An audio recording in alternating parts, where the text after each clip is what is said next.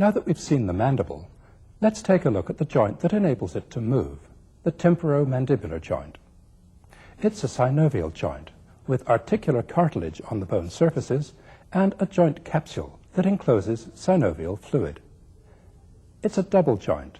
There are two separate synovial cavities, one above the other. These are separated by an articular disc that's flexible and highly movable. This arrangement permits two kinds of movement, as we'll see. Here's what the two joint surfaces look like in the living body. They're shaped quite differently. The articular surface of the condyle is curved sharply from front to back. It's almost pointed on the top. The articular surface of the temporal bone has a double curve. This concave part is the mandibular fossa. This convex part is formed by the downward bulge of the articular tubercle. Here's the temporomandibular joint with its joint capsule intact. Most of the capsule is thin and loose to allow the various movements that we'll see. On the lateral aspect, the capsule is thickened by this lateral ligament.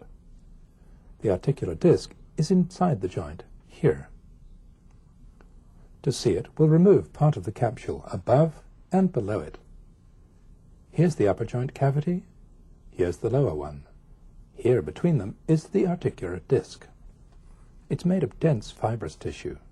It's attached to the joint capsule all the way round its edge. Here's the articular disc by itself. It's thin in front and thick behind.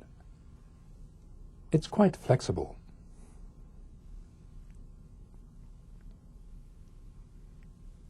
The two kinds of movement that can occur at the temporomandibular joint are a hinging movement and a forward and backward gliding movement. The hinging movement takes place between the condyle and the disc. The backward and forward movement takes place mainly between the disc and the temporal surface. The normal opening and closing of the jaw is a combination of the two movements. If you put your finger here, you can feel the condyle moving forwards as the jaw opens. Forward movement of the body of the mandible is held in check by two ligaments that lie outside the temporomandibular joint. We'll add these to the picture after we've looked at the four principal muscles that move the jaw.